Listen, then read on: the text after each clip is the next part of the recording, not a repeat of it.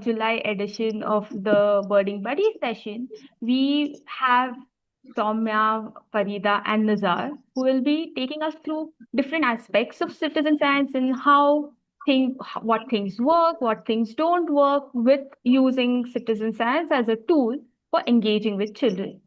So before I we really dive into listening to their experiences and their sharing of different aspects around this theme, I'll just quickly take a moment to introduce Early Bird to some of you who might be new to these sessions and who have not attended any of our webinars before. So, Early Bird is a not for profit initiative with the Nature Conservation Foundation, and we are on a mission to take birds and bird watching and nature education to everybody. And it's through different content, resources, materials that we have created in more than 10 plus Indian languages.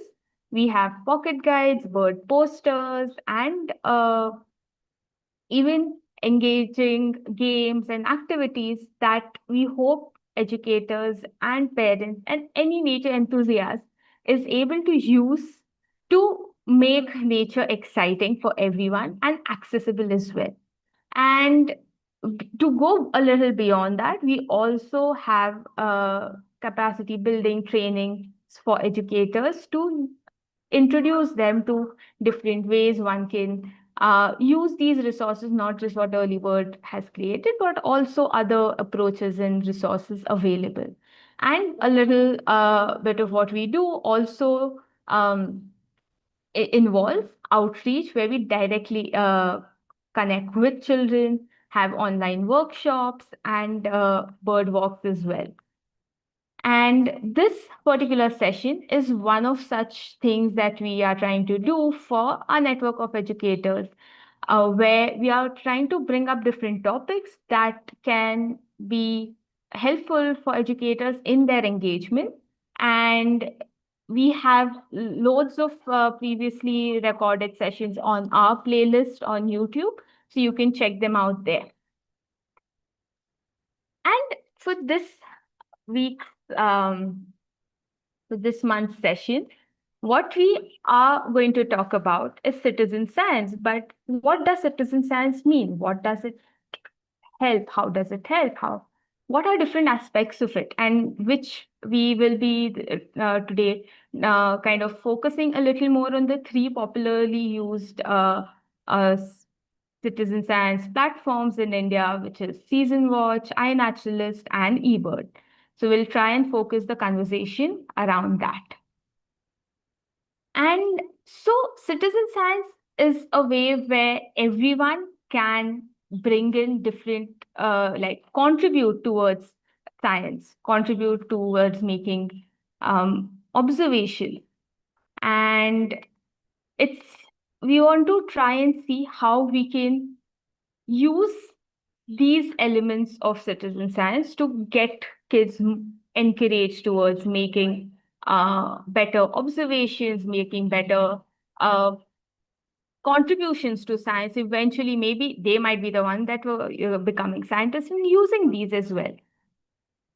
And so one of the platforms that I mentioned was SeasonWatch, which imagine you could track seasons through trees. And that's what SeasonWatch is trying to do, where each observer observes a tree or multiple trees and tries over a period of time understand how when it's flowering, when it's fruiting, when it's having new leaves.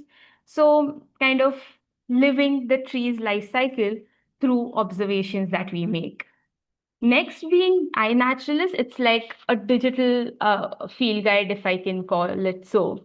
And you can upload photos, get a community of experts to help identify these different biodiversity photos that you upload on it. And then there's eBird, which is like a global platform, a go-to platform for recording your bird sightings. And there are different other ways in which you can interact with eBird. It's not just where you upload data, but you can understand the migratory patterns, you can understand the different seasons you can see a certain bird, their breeding patterns, and all of the different things. So that's for introduction to the platforms that we will be focusing on today, but also introducing the panel. And thanks, Farida, Soumya, and Nizar, to be agreeing to be on the panel today and sharing your experiences. So a quick intro to them as well. So Farida is the State Director of WWF India for Andhra Pradesh and Telangana. She is an ecologist dedicated to getting citizen science started, and she's running a lot of different initiatives in Hyderabad, one of which is the Hyderabad Annual Tree and Biodiversity Survey. She's also anchoring the Wild Wisdom BioBlitz, which is a key initiative that WWF India also runs. Next being Nizar, who is a project manager in Kerala for SeasonWatch. He's a passionate educator dedicated to inspiring young minds to appreciate trees, and through SeasonWatch also get them to understand the phenology, the seasons and seasonalities that go along with it. And then we have Soumya, who is an applied ecologist focusing on Himalayan ecosystem, and through her work at Nature Science Initiative, she's trying to communicate science to schools and local communities for sustainable lifestyle. And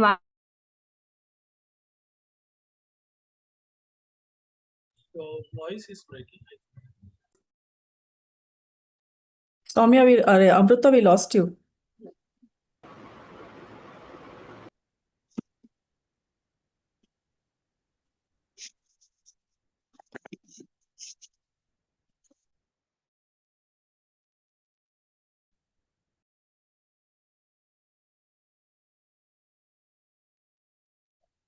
So, welcome everyone, and we'll get started with the discussion. And to kick off this, I would like to ask Farida a little. Amrita, we keep losing your voice. Sorry, some internet issue I'm facing. Skip me.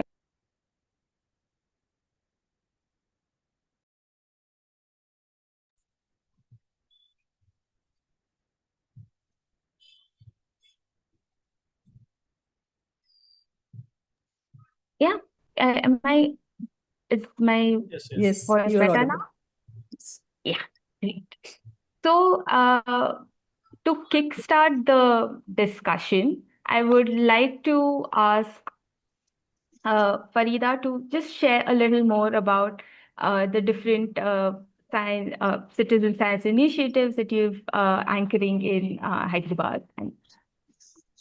Thank you, Amrita, and a very good morning to all our audience today. And also my co-panelist, Soumya, good to meet you. And Nizar, of course, we met day before. So I'm very excited to be on this panel. I can tell you at the outset itself that I'm a very big fan of early bird and follow it religiously for all the wonderful thing it does. And I would consider myself lucky to be invited to be on this panel. And I have been a strong proponent of citizen science for a very long time. I think I heard about citizen science many years back when my friends who are professors in US universities were promoting it in a very big way. And I always wanted to start in India, maybe through WWF. So for the last couple of years, I have been very actively promoting citizen science, especially in the states of Andhra Pradesh and Telangana, because I believe that it's got a lot of, it creates a lot of excitement, creates a lot of engagement among people. So we have been working on, like Amrita a little while ago introduced and talked about Hyderabad Annual Tree and Biodiversity Survey. This is something which we started 2 years back The idea was not to count trees or anything, but to see what is happening on trees in the urban areas. And we started distinguishing between native and non-native trees, between avenue trees and between trees in the park, what kind of biodiversity it supports. Then we also got into this City Nature Challenge, which we took up in 2023, where we have been using through the City Nature Challenge, the iNaturalist platform.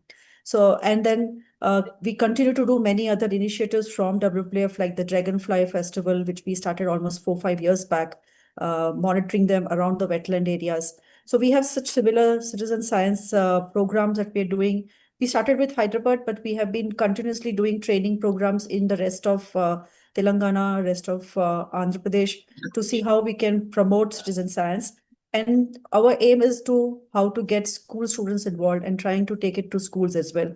So very shortly, like again, Amrita mentioned a little while ago, we have a flagship program of WWF India, which is called the Wild Wisdom Global Challenge. It's a wildlife quiz, which we have been running for almost 18 years in India and covers all schools across India. So this year we are trying to introduce a component of citizen science even into that, which is called Wild Wisdom BioBlitz. So this is how we are trying to bring the schools into it, and then we can discuss a little later about it. So back to you, Amrita. Yeah. Thank you, Farida. So next, Nizar, if you could tell us more about different initiatives that SeasonWatch has in Kerala and how citizen science is one big part of it. Thank you, Amrita. Hello, everyone. I am Nizar, currently leading the SeasonWatch program in Kerala and working closely with 𝗦𝗽𝗲𝗀𝗻𝗂𝗍. And as Amrita mentioned, SeasonWatch is a citizen science platform that engages students and educators in observing seasonal changes in trees. I'm so happy to share this information. Nizar, you need to speak up. We can't hear you. Yeah. The volume is very a little louder. People cannot hear you. Hello, can you hear me? Yeah. No. A little bit louder, because I think your voice is very feeble. Oh, okay. Yeah, actually, I am speaking very much loudly.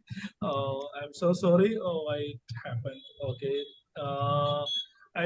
I think you heard my name. I am Nizar from Kerala, currently working as leading the SeasonWatch program in Kerala and working closely with 𝗦𝗽𝗲𝗀𝗻𝗂𝗍. 𝗦𝗽𝗲𝗀𝗻𝗂𝗍 is a news daily in Kerala. I think you must be knowing that. Okay, SeasonWatch is a citizen science platform that engages students and educators in observing seasonal changes in trees. I am so happy to share that Kerala contributes over 85% of the national data of tree phenology. So this time I want to thank the school educators in Kerala, students in Kerala, those who are highly enthusiastic and sharing tree phenology data. I'm so happy, and a big applause to those guys. Okay, so for about 𝗦𝗽𝗲𝗀𝗍𝗂𝗍, it's a school-based environmental awareness program reaching over 8,000 schools in Kerala. My role involves integrating SeasonWatch into SEEP Eco Club activities, design and update handbooks with seed handbook, SeasonWatch posters, and plan teacher training workshops for them, and digital transition, like so many activities are happening here related to plants, like tree walking and just like leaf art. Yeah, such activities are also happening with citizen science program. So our major participants is just like primary, from primary to upper primary. students. The major contributors are from, I think, from 4th standard to 9th standard students, irrespective of yeah. The educators are not from science background, or the seat coordinators are from not from science background. There are season watch coordinators from drawing teachers, like and even Hindi language teachers. They are very enthusiastic about nature, so they are involved in this program. So yeah, in coming moments we can share more about that. Thank you. Thanks, Nizar. It's exciting to know more. We'll learn more about Season Watch and the different things that these educators are up to in these spaces. Soumya, coming to you, can you, in your introduction, we mentioned that you do a lot of these teacher trainings, educator trainings with schools for nature education. So, how is that, if in your experience, leading to citizen science, or how people are kind of receiving it or engaging with it? Hello everyone, I'm really excited to be here. Okay, and as you know, Amruta just mentioned, I come from a hardcore science background. For 20 years, I was working as an academic, working mostly with forest ecology.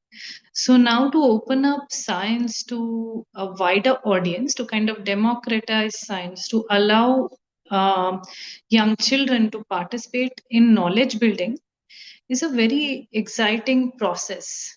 Okay, so it's often not so straightforward. Okay, because there are two distinct like situations we see in India in the context of schools. Okay, nature education activities, be it a nature walk or a citizen science engagement, often one of or a few engagements, is seen as something separate from the curriculum. Okay, it's seen as something extra, sometimes seen as a burden by teachers. Okay, as extra work, and not sure how this links back into what they are trying to do in the classroom. Okay, so if we take a step backwards and try to understand what is the teacher teaching in this particular class, okay, and how is the teacher approaching this particular subject, in particular science or mathematics. Okay, it can even be social sciences. Okay, we may find that there are ways to integrate a lot of biodiversity and sustainability engagements or activities into the way a particular subject is being taught. Okay, it's really simple to do this. It's really easy to do this. And when we help teachers integrate nature around their classroom within their own school campuses, and kind of get them to understand you don't have to go very far away, you don't have to go to a wetland or a conservation reserve to be able to do this, and there's so much happening around you, okay, that you could bring into your classroom. It makes the learning process very, very exciting, and more importantly, it helps build strong observation skills in children. Okay, building strong observation skills in early childhood, in senior schools classes is very, very important. It's the most foundational thing to any kind of science learning or science teaching. Okay, and getting teachers also to understand, that science learning and science teaching it's the most important foundational thing we need to do is actually build strong observation skills.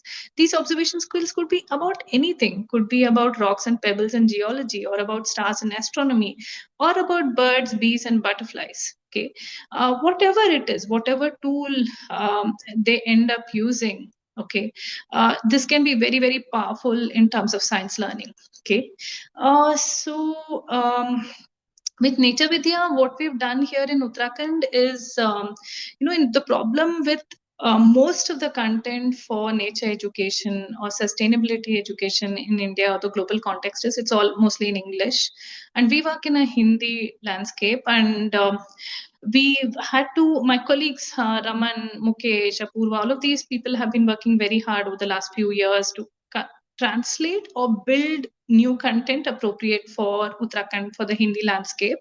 And they've translated a lot of early bird content. My colleague Ridhima produced a series of videos on how to use SeasonWatch in Hindi, which made it possible for several schools and educators to incorporate SeasonWatch into their learning programs. Okay, so yeah, once we cross those hurdles of the language, then a lot of the content that we have in India becomes accessible here in Northern India.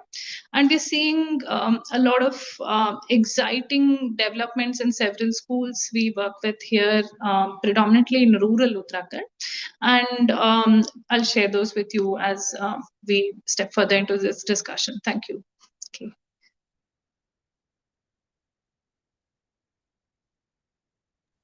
Yeah, thanks, Soumya.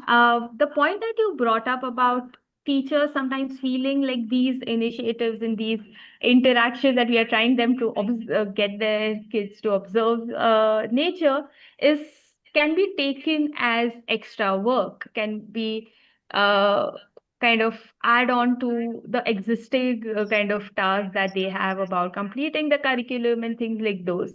So my next question is on those lines, where teachers are some teachers are really passionate and would want to take up something like this and get their students involved around these aspects of observing, learning more about nature. So are there any specific kind of things that you've observed that these teachers have done, or ways that these teachers have designed some project around nature observation? It may or may not be directly getting the data onto these citizen science platforms, but initiating the idea of observing what's around you. So maybe, Soumya, you can continue with where you left at with that point, and mention if there are any ways where these teachers have incorporated these aspects into their daily school life. So we offer programs for primary, middle, and high schools. Okay, and in primary schools or middle schools, say up to class 7th or 8th, what we find is that teachers are often using early bird content. Okay, especially the pocket guides, and it's been hugely popular across Uttarakhand. Okay, there's a huge demand for the content, and because a lot of it is now in the Hindi and it's contextualized for Uttarakhand, so they're very excited to incorporate that. Okay, it's helped a lot of schools, a lot of teachers. I mean, the list is very long. Some exceptional ones I can mention. There's Ankuram Global Academy in Dikuli, a small school in the Corbett Tiger Reserve landscape. There's Pioneers Academy in Jaspur, and then there is Nanak Mata Public School near Sitarganj. We also have the remarkable Shining Star School in Ramnagar, again within the Corbett landscape. Okay, all of these schools have really made a lot of, I mean, these are our top schools in many ways, but not just these. There's a huge number of them who've used early bird content in the primary and middle schooling. Okay, besides this, when we come to more the web-based citizen science tools like eBird or iNat, we find that it's more used by senior students and teachers themselves in some cases. Personally, I mean, if you look at the structure of iNat or eBird, they were built for serious naturalists, and they make birding or nature observation very competitive. It's more about racking up the number of species, and that sometimes is counterproductive in the schooling context. We've seen this in, for example, in the Nanak Mata Public School Eco Club, a very active eco club. In this school, the founders want every child to go birding. And it's really the school, the founders, their orientation, which has made this huge difference. So the birding is incorporated into the timetable. And Dr. Kamal Atwal is always after me saying, ma'am, अभी सारे बच्चे नहीं जा पा रहे, इस बार सारे बच्चे नहीं गए, इनको भी लेके जाना है, इनको भी मशरूम वॉक पे ले जाना है, इनको तितली भी दिखाना है, इनको ये भी कराना है. I mean, everything. He wants every child to be exposed to every dimension of nature education. Now, in this context, when we brought in eBird into some of the senior students, they started racking up their wrists. They became like a small, very exclusive set who only wanted to go birding with each other and kind of say, oh, I'm going to now get to 100 species, 150 species. So they did something very remarkable. These more senior students who are birding regularly, they went on to observe 350 species around Nanak Mata in less than 1.5 years. That's remarkable. But when it comes to taking more children out birding, more, engaging with a broader set of students in the school, eBird became in some ways a challenge. Okay. Yeah.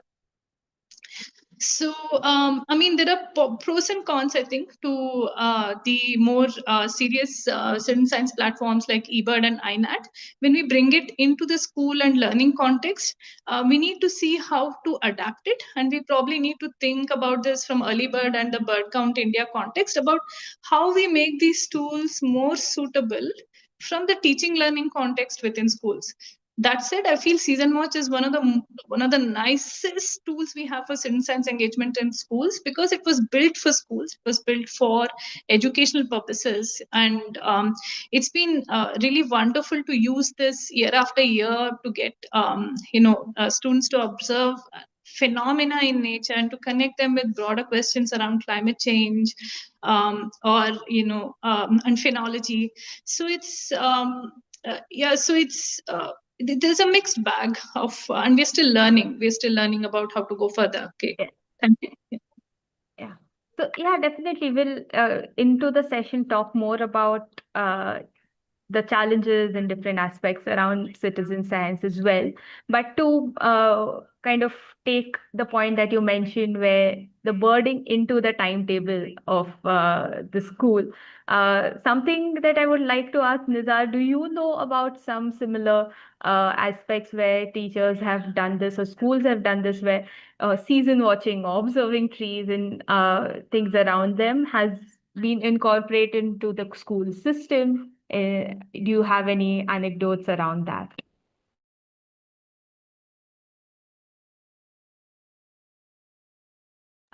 Nisa, you're on mute. Yeah. In such cases, I don't have many, but schools for season watch, we need consistency for more in case of data. So for such things, teachers make many interesting things for students. Just like for observing, students have to observe every week.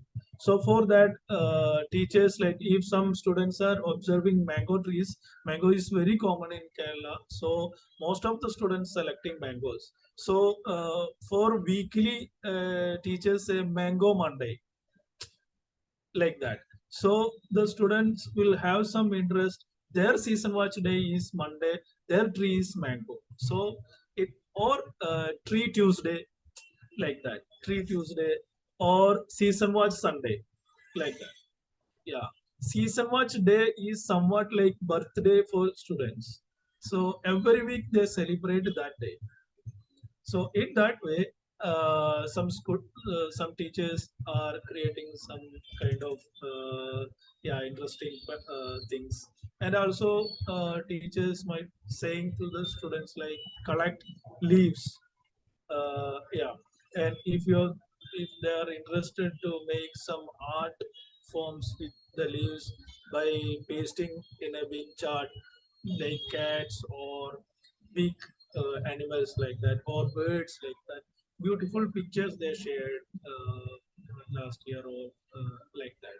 So making that a consistency, teachers involving in that way. But the issue I'm facing is teacher turnover. So year by year, the teacher coordinator may change. So that's the main challenge I'm facing for getting the consistency. I need to make some digital tutorial videos for getting the new one on board.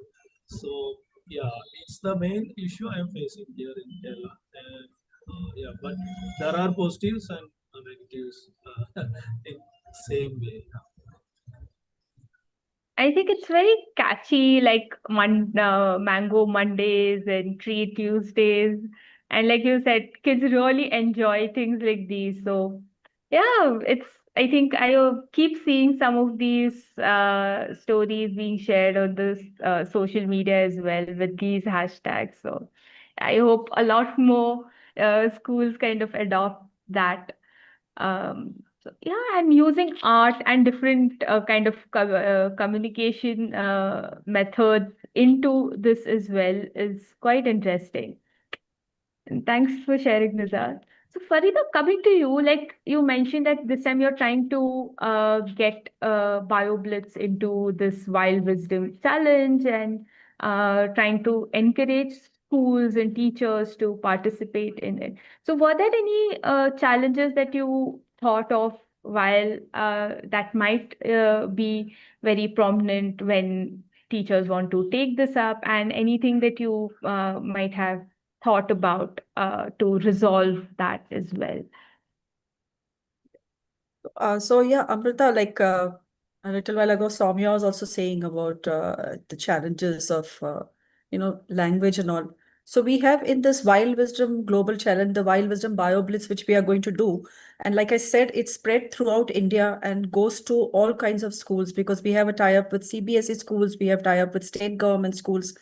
So we do foresee that A is that, there can be a pushback from teachers, especially in private schools, where they might say that, first they would say that, there's too much of screen time for the children. So again, you're bringing them to a screen time thing, like, asking children to upload on iNaturalist and things like that. B would be that, they'll push back saying that we are already overburdened with a lot of curriculum challenges. And then you have, natural calamities today are very unpredictable. Then it is the season, then it is festivals. So there's a lot of pressure to them to complete their curriculum. And on top of this, you bring in something new. So that is definitely one challenge which we do get as a pushback whenever we even start a new environmental education program in schools. Secondly, because it rolls out to both government and private schools, and government schools are all across the state. They can be in a rural area and all. They're enthusiastic to participate because even the students are also very well informed, and they would like to come to a platform and share their information which they collect and all. But the challenge becomes that A could be that, they are not always connected because the schools may or may not have a steady internet or even a laptop or computer access. Maybe one or two systems per school are there in what the government schools. And sometimes they also are not able to use the platform per se, the citizen science platform, because as we discussed earlier, they're all in English. And Swami also pointed out. What I learned recently, and I think I'm going to try that out soon, maybe in the next couple of months, is that iNaturalist, you can also translate. There are tools where you can translate it into your local language, also use it. And, there is a special tool which I just recently learned, and I'm going to try that. So that could be one of the challenges is if I'm rolling out the Wild Wisdom BioBlitz, where the students do learn English, but they are primarily learning the entire curriculum in Telugu, then how will they be able to understand these platforms? So that definitely always remains a challenge. In fact, we do have another quiz which is parallel to this English quiz which we have, which is called Vana Vigyana Vinoda in Telugu, which is for tribal schools which are in the forest areas of both the states. And here again, we have started rolling out a citizen science initiative like campus biodiversity registers, but we had to tweak it a bit to say that because they may not be able to upload onto any portal or onto any platform, we are giving them physical performers which they will fill in, and maybe they will draw. And when a teacher is and we do see that in the government schools there is one, or any of the schools, there are one or two teachers who are extremely interested in this kind of activities, and we want them to empower them to be able to upload this data whenever it is possible for them. But if we're trying to do a blend of hybrid kind of thing, have those conventional ways of data collection by the children, draw it if they can't understand, and even write it in their local language. And maybe later on we will have people who will help them find out what that is in English and things like that. So this is how we have been trying. Like it is a trial and error system. It's never, and then I'm sure we can bring them to slowly using these platforms, and I'm sure they'll be all enjoying these platforms. So these are some of the things which we keep coming across, and we have to keep learning, and we have to make sure that they also keep learning. So that's how it's a learning process for all of us. Yes, so really like these aspects that you mentioned about accessibility to internet and another being screen time, I think these are some of the major concerns. It's mostly relevant when it comes to interacting with schools in rural or landscapes and yeah. So I think something that you brought up was physical kind of data collection and making like an hybrid uh, kind of an approach so that mostly people can be involved in it. And from what I know, Nizar, I think there's some season watch aspect as well, where you have these something similar for season watch, where you have physical observation sheets. If you could share more about that. Yeah, the what Farida said, same in Kerala also, rural and urban schools and the network and the tech savviness, all matters here in Kerala also. Uh, Here, Season Watch also have some offline collection method, but in Kerala, we developed for nationwide. We developed one offline data sheet, which is easy to use students, and it's a method of if the observation is few, we can color the column 1/3 of the column. If the observation is many, we can color the full column, and we can leave none if observation is none, like that. Finally, from the whole year comparing for after collecting whole 1 year data, we will get a graph itself from the chart. It was very beautiful and very nice. But the issue is that one chart is for one tree. So teachers is very much difficult to manage all the charts in the office, school office. So they don't have big shelf and all. So here in Kerala, the scenario is somewhat like in one school, more than 100 students may be participating in season watch. So it might be it became a difficult for them, and teachers started giving notebooks for them because 52 sheets is enough for 1 year. So so that students using notebook, if some students observing 2 trees, they can use the notebook half the sheet like that. For 1 week, half of the sheet like that. And all the students, in case of the students are not able to upload the data from their home, they carry that notebook to the coordinator teacher, and she is uploading the whole data by sitting at home or internet cafe before the 4G period, for network period. Now we have the Season Watch mobile application, so it's very popularized in Kerala, and only we have villages like very rural villages in Wayanad, Idiki, very highly tribal areas only we are facing network issues. In other areas, in even in village area, semi-urban type villages are here. Pakka urban type villages are here in Kerala. So now we are not facing much issues on network or like that. So we are most of the teachers and students are happy to use Season Watch mobile application. Yeah, I think more than teachers, students are using Season Watch app. Even fourth standard students in Kerala, they are highly efficient to use mobile apps in the Season Watch mobile app. Yeah. Lovely. I really like the idea of using notebooks to keep track of the observations. There's kids have something of their own, like a visual representation of their entire year's work and like it's really amazing for when teachers have thought about that. Thanks, Nizar, for sharing that. Soumya, coming to you, you too work in areas where it is really difficult to having internet connections and access to these digital platforms. So, are there any non-digital low-tech strategies that you have used to bridge these gaps? And if something that you or any teacher that you know of has devised? So like the Nature Vidya portal we have, teachers need to submit activity feedback after they implement an activity. And so far across Uttarakhand, of course, in Uttarakhand, in large areas, we have network issues given the mountainous terrain. Okay.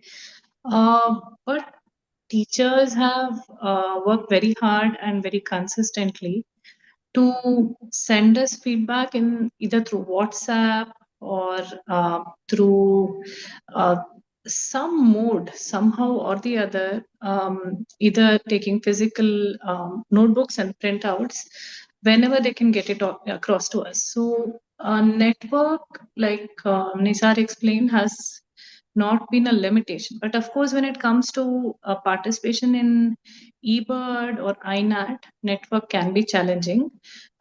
We found that students were really active on eBird when they have been in limited network areas, and this has happened quite frequently.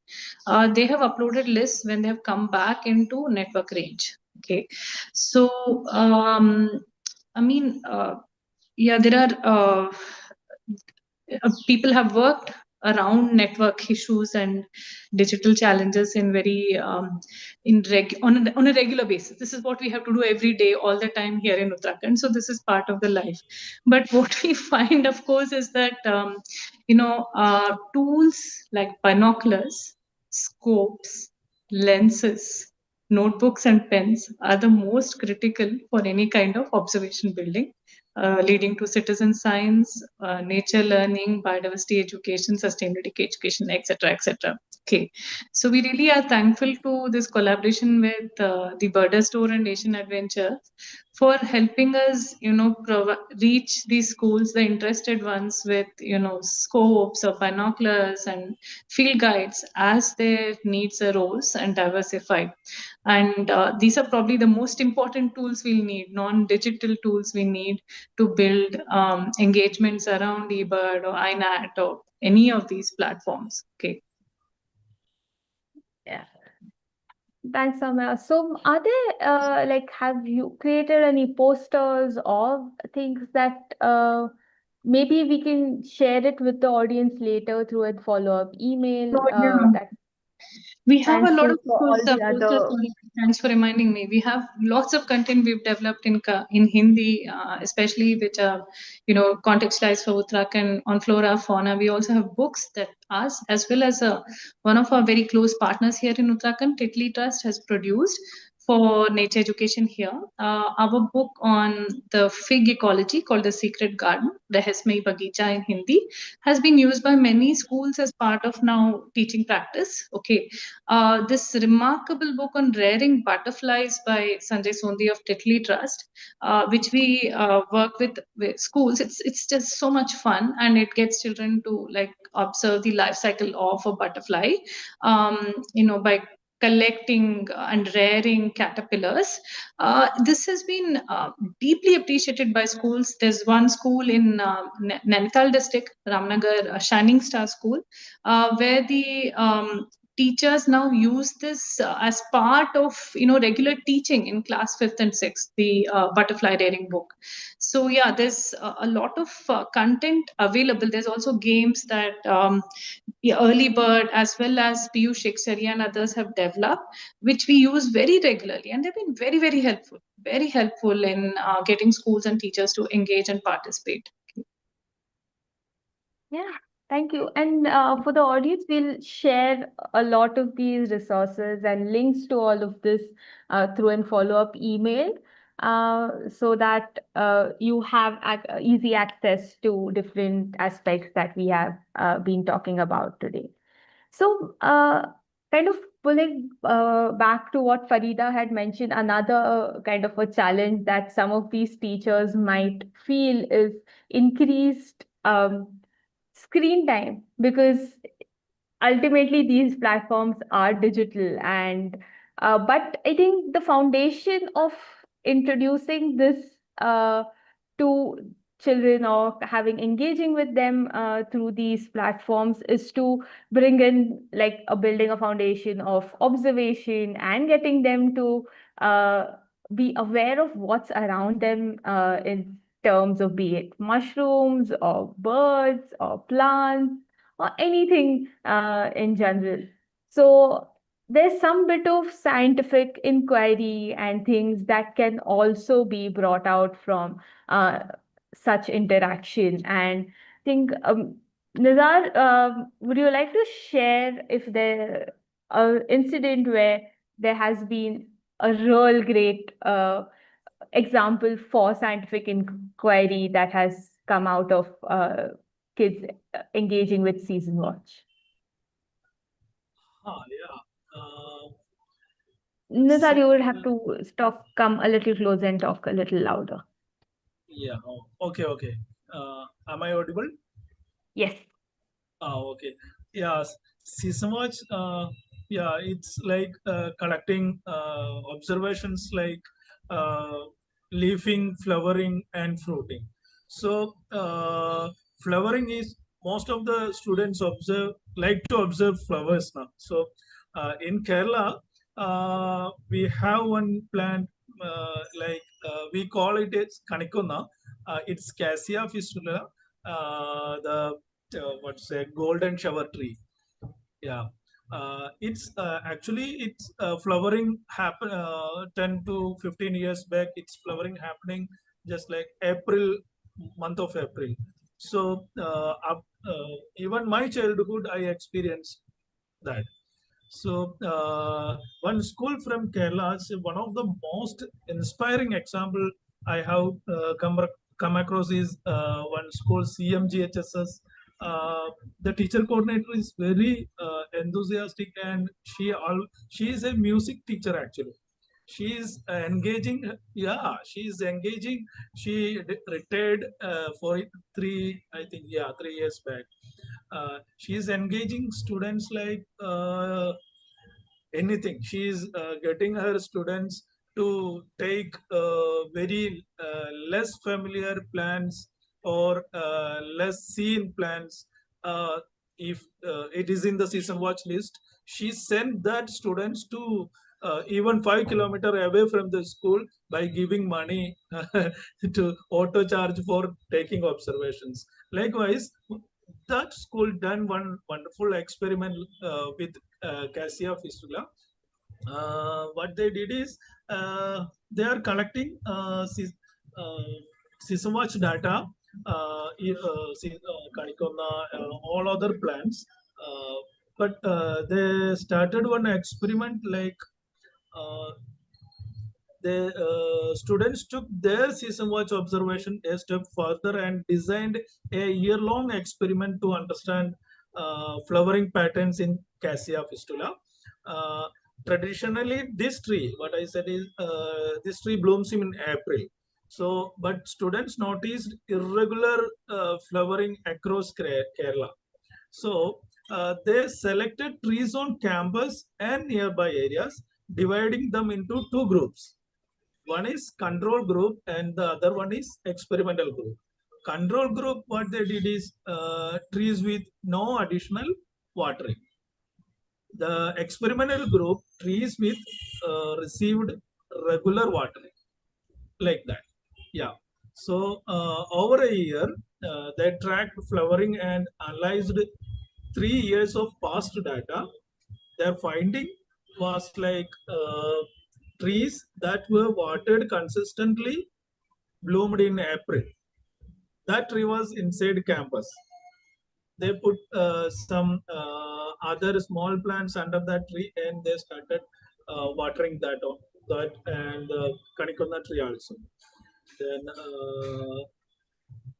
but the other local environmental condition, trees was flowering irregularly. The finding was their finding was like, if the regular watered trees are flowering April only, that means the water microclimatic factors affect phenology. And they submitted that report to Science Congress for schools, and they won that event in second place. So I think this is a experiment shows that students are just uh, not passive observers. They can be active researchers in that way. So I was so happy hearing this this result from one school. I experienced this. There are other there are so many examples like that. I will share later. Yeah. Yeah. In fact, Thanks so much. Amrita, I Yeah, just go wanted ahead. to add, like, what Nizar has talked about students taking the lead. We also have plenty of examples, like, uh, students who are still at school, maybe up to like, they are anything from 10-year-olds to 14, 15 years old. They are still at school, and they are very strong on the citizen science platforms on iNaturalist and all. And they not only upload their observations, but some of them are wonderful ideas. And it's mind-blowing the level at which they can identify whether it's an ant or a beetle or those kind of things. And I just get so amazed. There is a whole group called Young Naturalist. And these are just students who are still at school in classes 8, 9, 10, and maybe up to class 12. And they are doing these wonderful observations and IDing. And in fact, there are some of them who've been pushing me, please come to our schools and explain to our principal what citizen science is, and let the whole school get involved. They have been pushing me, why don't you come and explain to her? Because our school our principal is not letting us go out and do these observations. So you have those kind of. Then very recently we started an initiative called Hyderabad Bird Atlas Survey, where 3-4 organizations together are doing it. And in the first survey, we had this two young school boys who joined their parent to come for these bird surveys. The first one, they were just observers. They learned how to ID birds. They learned how to upload on eBird. And this time, the second season survey, they said that they want to lead the whole survey. So, which was such a phenomenon. This is only a gap of like February to July. And in that much time, they've spent all their 5 months, 6 months in only studying about birds, IDing these birds. And today they are so confident, they say, I will lead a whole group for the survey. So, there are these kind of students who just get into the deep scientific inquiry of this whole thing. So I think it is a very great time to get students to get into these platforms. How lovely to hear these various examples of kids being out there, being using whatever they are learning and forming such great scientific foundation for themselves. Soumya, coming to you, do you have any similar examples or experiences to share?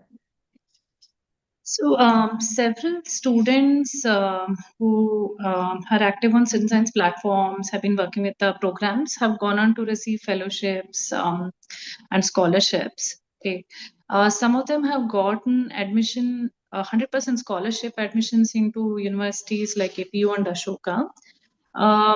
I'm not saying it's necessarily because of the citizen science work they did, but that's I think played a major role. It's not just been their marks. I would like to give the example of 3 remarkable citizen science participants from Uttarakhand: 𝗷𝗫𝗀𝗻𝗁 and Saddam Hussain from the One Gujar community. They're now part of the My initiative that Tokir and others have started. They started off very young, when they were 18 or 19. This was over like 11 or 12 years ago. And we got them hooked on to birding and eBird. And there was this intense competition to be the top birder in Uttarakhand. These kids then went on to win several awards, and birding and eBird became their channel to find a career, find a path in their lives. And today, all of them have done exceptionally well in nature-related careers. And so it makes us so proud.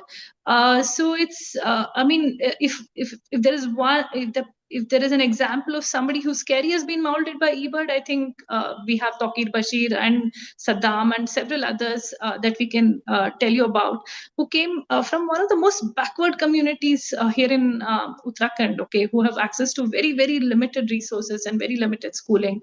And birding and eBird paved the path for them. We also have this remarkable recent example of 𝗔𝗯cie 𝘂𝘁𝘁, who comes from the Nanak Mata Public School. She recently has been selected by Cornell for the Young Birders Fellowship. 𝗔𝗯cie comes from a rural family in this really remote backward area near Sitarganj. And it was really challenging for us to even get her passport ready. And now we have these challenges with the US visa. Nevertheless, okay, I mean, this has opened several doors for 𝗔𝗯cie, the Cornell recognition. She recently received another fellowship recognition from Palaksha University here for her summer internship. It's a very, very competitive internship, and 𝗔𝗯cie's interview only centered around citizen science, how she got enlisted to Cornell, eBird, etc. And so it's really fantastic, I mean, to see that. There's several other examples I can give of students who have participated in citizen science engagements. Then that's paved the way for further education or careers. But it's really fabulous to watch this evolve. Yeah. Yeah, how lovely. Really, and I think Taqir, you mentioned, has been one of our panelists in one of our sessions before. And it was really great to listen to his experiences from the space that he works in.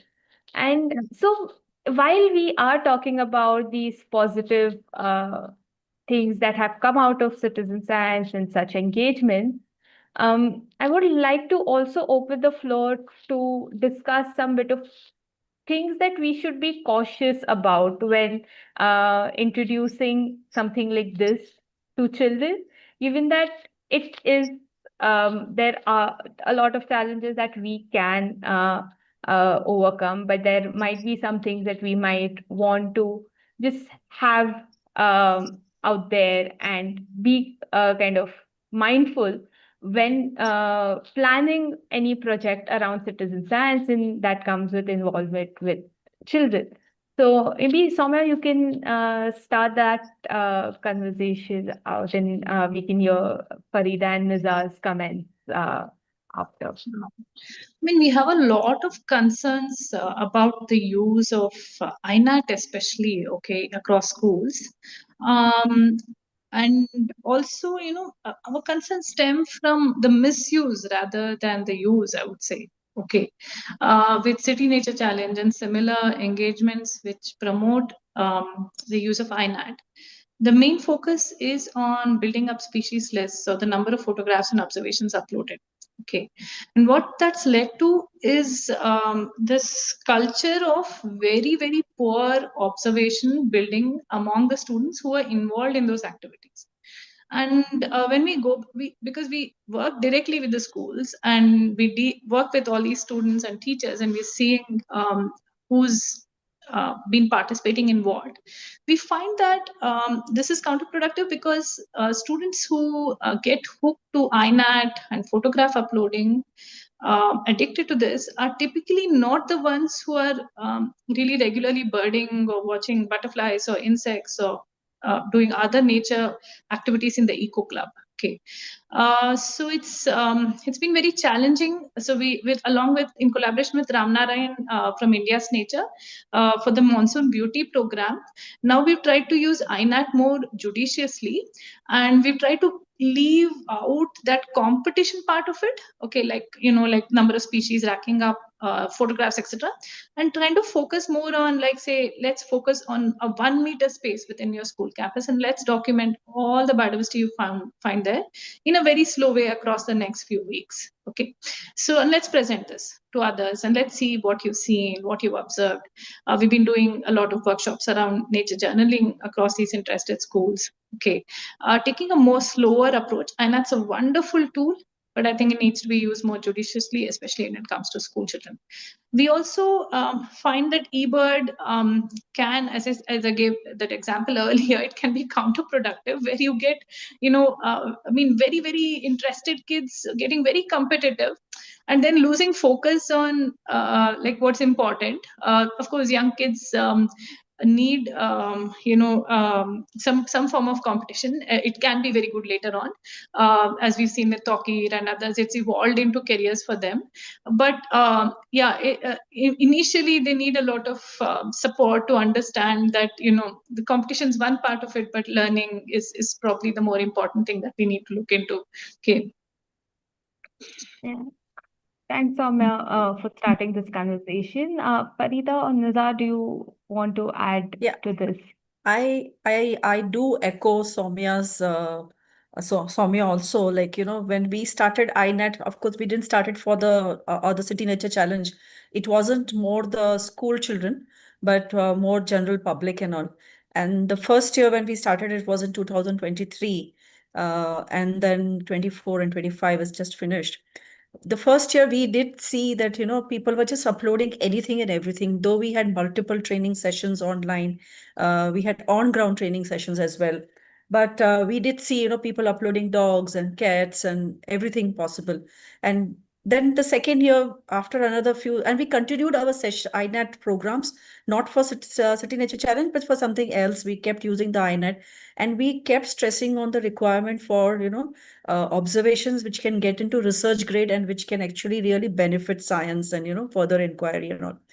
So for schools under this Wild Wisdom BioBlitz, also we are trying to do that. We said, even if it is just 30 observations in 2 months from your school, make sure that these are accurate observations. If you need help, we have now trained volunteers who have been allocated for each state. So they will be able to reach out to this volunteer from the school. And if there is something they are not able to easily ID or they want, then we will help them over there so that we get quality observations. Initially, it's just to train them to get used to, doing these programs, observing. But my only worry at the back of my mind constantly after all these platforms have come up, and like Soumya rightly points out, it shouldn't end up just being uploading species or uploading, and maybe there are two things. One is that how much are we training the student or the child to really observe the nature properly? Like WWF has been, Nature Club of India of WWF is from 1976. We have started, and I always proudly say I am a WWF Nature Club student who came into this field. Okay. But when we started as Nature Club, our work was to walk the trail and observe carefully. And from that observation developed an interest. Like I specialize in venomous snakes. So my interest came into snakes from there, that I want to work on this particular group of animal. So it was only through observation. So if we just start doing this checklisting on these platforms, we might miss out on observing one component or observing something very accurately and minutely and making extensive notes. I think today with these tools, we just put all our notes into the phones and things. And so that is one worry which is always in my back of the mind. And that is why when I am conducting a training program, I keep telling that whether you're doing City Nature Challenge or whether you're doing any other programs that we always keep doing, it is about to develop your observation skill. And I have also been taking it to another level by telling even the teachers and schools that everything which you do with nature, observations, focus, it actually improves the students' observation skills, improves focus, it improves your all sensory organs to like observe carefully, listen, all of those. So it is like a holistic training that we want to give. And these are just tools to be able to take you to the next level. So this is something which I think we have to communicate very strongly when we go out with all these tools and our citizen science initiatives. Yeah. I wish, if I can add, there is a minute, Apurva, or 20 seconds. Yeah. Yeah, sure.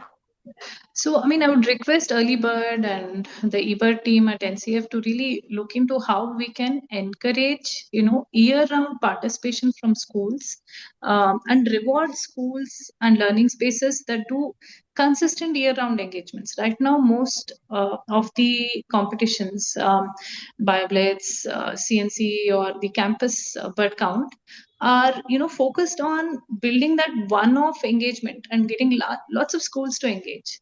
But if we were to reward consistent participation, not necessarily just in terms of number of species, but more in terms of consistency, I think we may start seeing slightly different patterns with schools and education spaces. Yeah.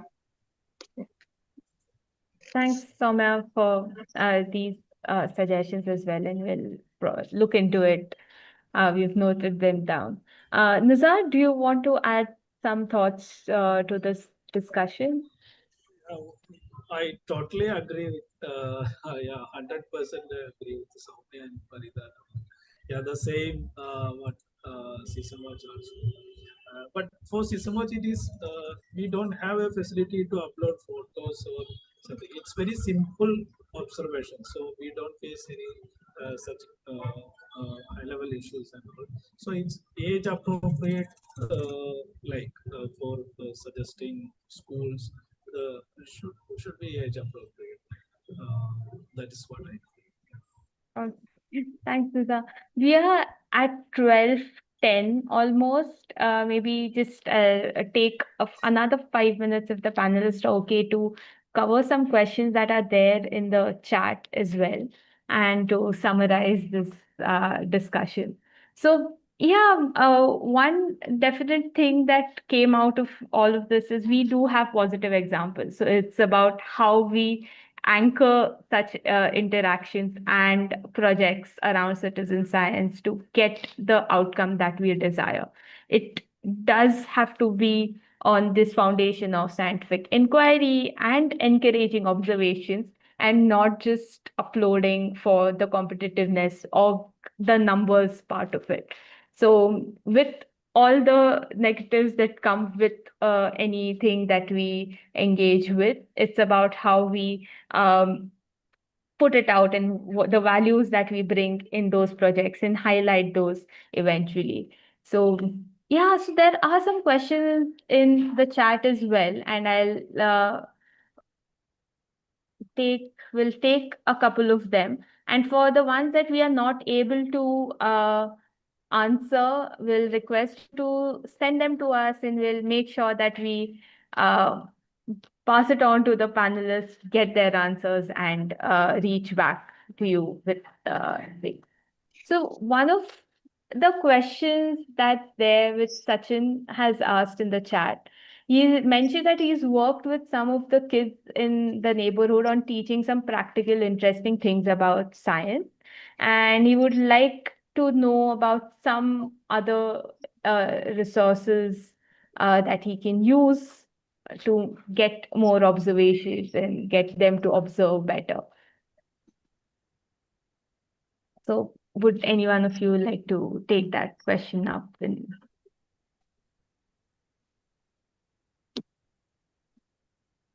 Soumya, maybe you, since you do have a lot of resources that you work with. I'm sorry, can you just repeat the question? I just lost you for a second. Okay, so Sachin asks that since he works a lot with children in his neighborhood with creating awareness and getting them to observe things around them and a lot around science. So are there any interesting resources that he can use and you know of, you can suggest? There's a lot of resources, Sachin, some of it online and some of it like printed books and posters. I would encourage you to look at the Google Early Bird, and I think that's really nice to start off with, and you could reach out to them to get a lot of the materials for free as well. There's Also a bunch of resources, especially for the Hindi speaking states, that we have compiled on our website called 𝗦𝗽𝗲𝗸𝗷𝗸𝗫, 𝗦𝗽𝗲𝗷𝗫𝗫.org. And all of these are free resources. These include both print resources as well as, a lot of content, okay, videos, posters, various things. Okay, it's all been put in one place in a structured way. So you can look at that website and get access to all of this content. WWF also has huge resources available online. So yeah, reach out to any of us and we will link you up. Okay. Farida, So like I've just posted a link of our One Planet Academy, which has a lot of resources, and whether it is for teachers or for students directly, courses that we have. And also we have short films which you can use them for your and then besides that, we do develop a lot of these brochures, just like Early Bird. We have a lot of resources available, and some of them in different languages as well. And each state office of WWF develops local language resource. So if you are interested and you can reach out to us, then we'll be happy to share whatever we have or even post it to you, because that's what we do very often. People do ask us, and we do make a packet and we send it down to you. So do get in touch with us. yeah. So yeah, like both of them did mention, and SeasonWatch also has a lot of games and activities available on their website, and we'll share these links with you in that email as well, so you can And just Amruta, just one more. I think there is a wonderful resource where I think 𝗦𝗽𝗲𝗃, the organization, has put something called Snail Yes. Network. Yes, exactly. SANIL, Snail Network, and it is all the resources, content made by organizations across India are put into this particular website. And I think it's a wonderful thing 𝗦𝗽𝗃 has done. All of our material is all there. So it's a one-stop shop also for getting all these material from across Yes. organizations. Yeah. Yes, thanks for bringing that up, Farida. Yes, we'll share these links with you. There's another interesting question that's there by Mrinal in the chat. This is from actually the YouTube live. She asked, one feedback we often got from schools and teachers is they find it difficult to motivate children to do long-term observation.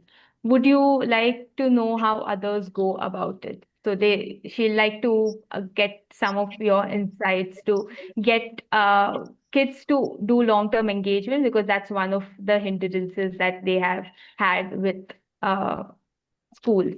Nizar, would you like to take that up, given that you do work with a lot of schools in Kerala? It's very tough questions to answer because I am also facing the same. Yeah, it's for kids till their adolescence we can manage with nature. I think so because after 8th standard, I'm very struggling to catch their attention. Even after pandemic, it is very difficult to get their attention up more than 30 seconds while having class. In my workshops, I frequently ask questions to the students after 5 minute talk of season watch. I have to interact with them. Then only I can get their attention. So it's very difficult to maintain the momentum. For maintaining momentum, we can. What I am doing is rewarding, giving certificates, and what I am in my nature educator teaches, I'm saying just reward at least one flower or at least one certificate in the assembly in schools. So that makes sense in that way. So for middle school, we can get 5, 6, and 7. We can keep at least 3 years. We are trying now. I am in a challenge of making alumni season watch of those who are pass out from Kerala schools. It's been just I think 13 or 14 years season watch is here in Kerala. So I'm trying to get 10-year back students, those who done season watch, and what is their what they conceived or what is their perspective now towards nature like that. I don't know. Yes, it still needs some discussion on that. At least after pandemic, it's very. I'm teachers and for not only for nature educators, yeah, students are late for screen time is very high and the attention is and the positive part also is there when I am having a session in school. I explained about we have to thank trees because we are getting oxygen from trees. Are you thanking trees in any day or any special day? You all of you are going mosque, church, temples like that. Are you thanking trees? They are giving oxygen. Suddenly, a student replied, "Why should I thank? I am giving carbon dioxide to back to trees like that." And yeah, I'm happy out that he at least he is thinking in that way. Uh, I told them. There is no need of human beings for carbon dioxide for trees. And another school I got question like all not trees are only giving oxygen. I think the student asked me, we are getting oxygen from sea. Algae are producing oxygen. Why we need this much tree like that? Yeah, students thinking very differently. We have to catch them. We need more research on that. Yeah, true. The interesting questions that do come up, but yeah. So, Farida and Soumya, do you have any quick comment on Mrinal's question? If you have found something that's really worked out for you, or do you share that emotion of there's nothing like you face the similar issue and you don't have a concrete answer? It's very challenging, as Nizar said, it's very, very challenging, I think, to kind of have consistent participation.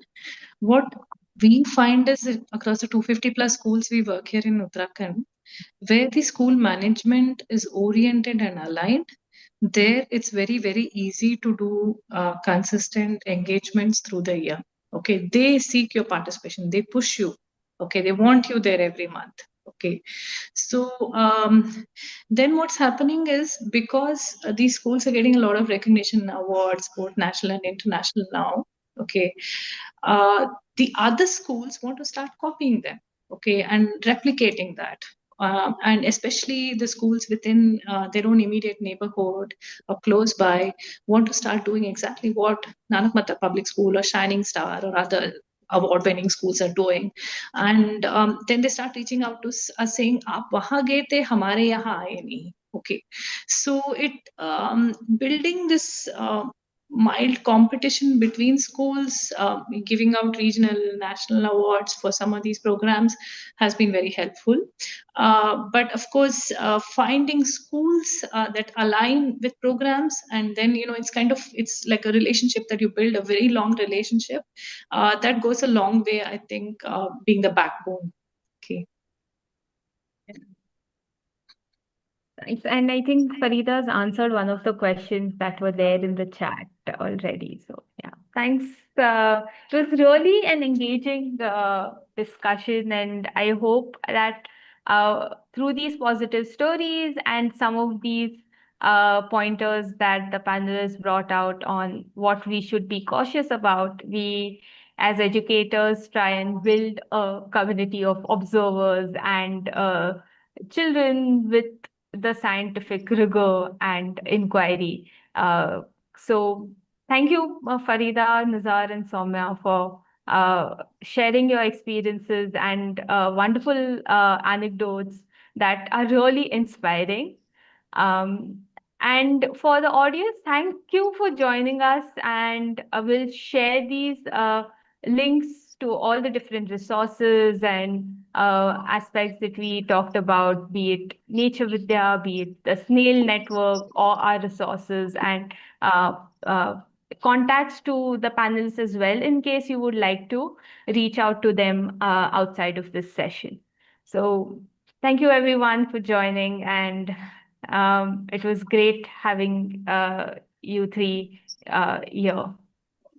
We'll meet again in another 2 months with a new topic, a new session, a new set of panelists, or some skill building session. So hope to see you all there again. I've shared a feedback form in the chat, and it would be great if you can fill that out before you leave the session. Thank you, everyone.